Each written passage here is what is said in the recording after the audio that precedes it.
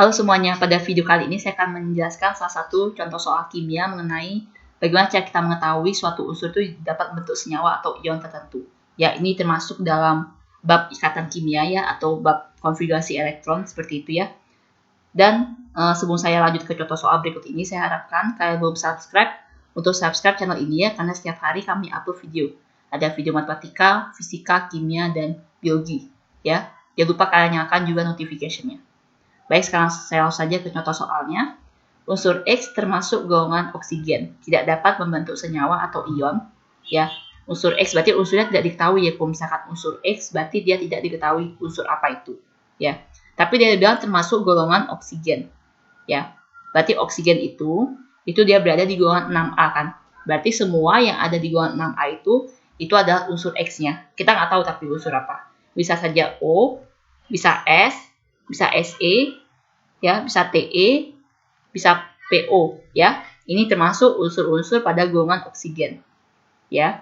Jadi kita nggak tahu X itu apakah dia O, apakah dia S. Yang jelas dia kalau membentuk senyawa pasti dia mirip. Dia bisa misalnya kalau dia senyawa ini bisa terbentuk oleh O, maka senyawa itu juga bisa terbentuk dari S seperti itu, karena dia konfigurasi elektronnya atau elektron valensinya dia sama banyaknya. Dia sama-sama ada 6 elektron valensi. Seperti itu ya. Nah, sekarang kita cek satu persatu yang tidak dapat membentuk senyawa atau ion. Ya, X2-. Ya. O itu kan dia memiliki, saya ambil salah satu aja ya, misalnya O. O itu dia memiliki 6 elektron valensi. Ya, sama seperti yang lainnya juga ya. Dia kalau dia membentuk ion, dia pasti lebih gampang menerima daripada melepaskan elektron seperti itu ya, karena dia mendekati 8. Ya, kecuali kalau misalkan dia ada 2 elektron atau 1 elektron saja di kuil luarnya, dia lebih mudah melepaskan ketimbang dia menerima. Ya, tapi kalau misalnya sudah ada 6, berarti dia menerima elektron lebih gampang seperti itu ya. Nah, kalau misalnya dia menerima elektron karena dia 6 kan, 6 ke 8 dia memerlukan lagi 2. Karena dia menerima 2 elektron, berarti dia menjadi elektronnya lebih banyak daripada protonnya kan. Berarti dia jadi min. Karena dia menerima 2 elektron jadi 2 min seperti itu. Jadi golongan oksigen dia bisa bentuk X2- ya. Jadi O2-, S2-, Se2- itu semua bisa. Ya. Jadi yang A salah karena dia bisa bentuk ion X2-. Ya. Oke, jadi dia pertamanya dari O itu dia 6 elektron valensi ya. Setelah dia menerima 2 elektron, ya dia menjadi oktet nya. Jadi dia ada 8 elektron di kulit luarnya, jadi 2-. Seperti itu. Ya. Yang B, H2X, ya. Kalian misalnya ambil salah satu contoh aja. Ini kan golongan oksigen. Kalian pernah mendengar kan H2O atau H2S atau H2Se. Berarti bisa kan sebenarnya ya. Ya, jadi H2O, H2S, dia bisa bentuk H2X. Ya, jadi OSSE ini dia bisa bentuk H2X. Jadi ini bisa, ya. Yang C, XO42-. Ya, XO42- kita sekarang membuat karena ini kan tergolong kompleks ya dibandingkan H2X. Kita kan tahu bentuk H2X seperti apa kan. Oke. Nah, sekarang kalau dia XO42 kan lihat aja H2O. H2O dia bentuknya bengkok gitu kan. Dia bentuknya bengkok dengan geometrinya itu tetrahedral seperti itu ya. Untuk XO42 sekarang kita coba gambarkan struktur Lewisnya ya. Cara untuk menggambarkannya, jadi X-nya itu kan dia 6 elektron valensi ya.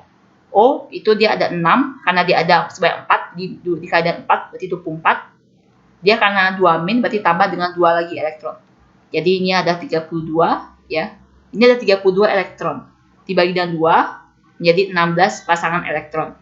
Ya, jadi kita gambarkan X, ini ada O-nya di kiri kanan atas bawah ya.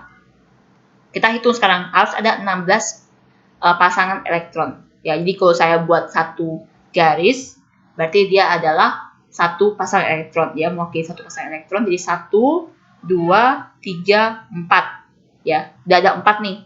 Berarti yang lain-lainnya lagi 12 pasangan elektron lagi itu sebagai PEB-nya 4, 5, 6, 7, 8, 9, 10, 11, 12, 13, 14, 15, 16 ya. Ini adalah XO42-. Ya, atau kalau kalian memperhatikan muatan formalnya ya, kalau kalian sudah tahu muatan formal, tapi saya tidak akan menjelaskan di sini karena terlalu panjang ya. Jadi dia bentuknya seperti ini belakang. Jadi X dia ini ada tunggal, ya ada tunggal sini.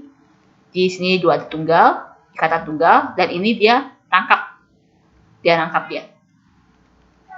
Seperti ini dua rangkap. Ya. Kalau kalian memperhatikan muatan formalnya dia jadi seperti ini, dan dia lebih dari oktet yang X-nya. Ya, berarti dia bisa membentuk XO4 2-min. Ya, bisa ya. Kalian pasti pernah kan mendengar ion SO4 2-min kan gitu kan ya. Jadi bisa dia membentuk XO4 2-min. Yang D, XH3. XH3 bukan ambil salah satu, misalnya O. OH3, SH3, SeH3 itu terdengar jarang ya kalian dengar ya. Atau mungkin kalian nggak pernah sama sekali mendengar senyawa tersebut ya. Oke, nah sekarang bagaimana cara kita menggambarkan struktur Lewisnya? Ya, jadi kalau misalnya sama seperti tadi, jadi saya gambarkan, jadi X-nya ada 6, vektor valensi, ya, H-nya itu ada 1 kan, tapi karena dia ada 3 H-nya, jadi keadaan 3, yaitu 9 jadinya. Nah, ini kan 9 elektron nih, seharusnya kita bagi 2 ya. Kita bagi 2 jadi 4,5 pasangan elektron gitu kan. Nah, tapi ini aneh nih, karena kalau misalnya kita membuat struktur Lewis, nggak mungkin kita mendapatkan pasangan elektron itu koma gitu ya. Pasti dia pasangan elektronnya tetap bulat dehnya. Ya, seperti ini 32 dibagi 2, 16 gitu. Nah, kalau misalnya ini 9 dibagi 2, ya dia 4,5 gitu. Jadi kita tidak bisa menggambarkan struktur Lewisnya gitu. Kemungkinannya apa? Jadi kemungkinannya dia harusnya ada minnya. Jadi XH3 min. Kalau misalnya XH3 min, ini tambah dengan 1 elektron lagi kan, jadi 10 elektron. Dibagi dengan 2, jadi 5 pasangan elektron. Jadi kita bisa gambarkan gitu. Ya, atau XH3 plus juga bisa. Jadi kalau plus, dia dikurangi elektronnya. Jadi ini 9 dikurangi dengan 1, jadi 8. Nanti 8 dibagi dengan 2, jadi 4. Jadi ada 4 pasangan elektron. Seperti itu. Ya, itu baru kalian bisa gambar. Tapi kalau misalnya XH3 itu tidak bisa digambar. Atau kemungkinan lain, ini kan XH3. Jadi bisa aja dia hidrida. Jadi hidrida logam. Ya, kenapa hidrida logam? Karena kalau pada hidrida logam tuh hanya itu dia min 1, bukan plus 1. Ya, biasanya kalau kalian mendapatkan rumus misalnya HCl, misalnya seperti itu. Ya, atau HNO3. Pasti hanya itu plus 1 kan, jadi Cl-nya min 1. Ini juga sama, hanya plus 1, NO3-nya min 1 gitu. Jadi hanya selalu plus 1. Tapi kalau di hidrida logam, hanya itu min 1. Jadi min 3 nih kan, jadi X-nya plus 3. Ya pasti dia logam. Kalau udah dia muatannya plus, ya pasti dia logam. Jadi makanya hidrida logam gitu ya. Dan nggak mungkin O, S, S, E, T, E, P sama PO ini dia bentuk plus 3 gitu. Jadi pasti salah yang D. Jadi yang tidak bisa bentuk itu XH3 ya. Jadi jawabannya adalah D yang D. Sekarang yang E, ZNX. Berarti ZNO, ZNS. Pasti kan udah pernah dengar ya. Kenapa bisa seperti itu? Karena Zn ini dia bisa bentuk ion Zn2+, sorry. Zn2+, jadi X-nya itu X2-. Ya kan, dia kan bisa bentuk X2-, sama seperti yang di poin A. Ya, dia bentuknya itu bukan ikatan kovalen. Ya, tidak bentuk ikatan kovalen seperti yang B sama C, dia bentuk ikatan ionik. Karena Zn2+ sama X2-. Ya. Oke, jadi jawaban untuk soal ini yang ZNX benar ya. Dia bisa bentuk, jadi jawaban untuk soal ini itu adalah yang D. Dia tidak bisa bentuk senyawa XH3. Oke, sekian saja pembahasan saya untuk soal kali ini. Mudah-mudahan kalian bisa mengerti ya. Kalau kalian ada yang kurang mengerti atau ada yang ingin kalian tanyakan, kalian bisa komen di kolom komentar ya. Oh ya, kalau misalnya kalian punya soal, misalnya kalian mengerjakan PR terus kalian nggak bisa ya, atau kalian lagi latihan soal, kalian bisa fotoin soalnya terus kirim kami ya kalau mau dibuatkan video pembahasannya. Oke? Bisa kalian kirimkan di email yang tertera di description. Terima kasih.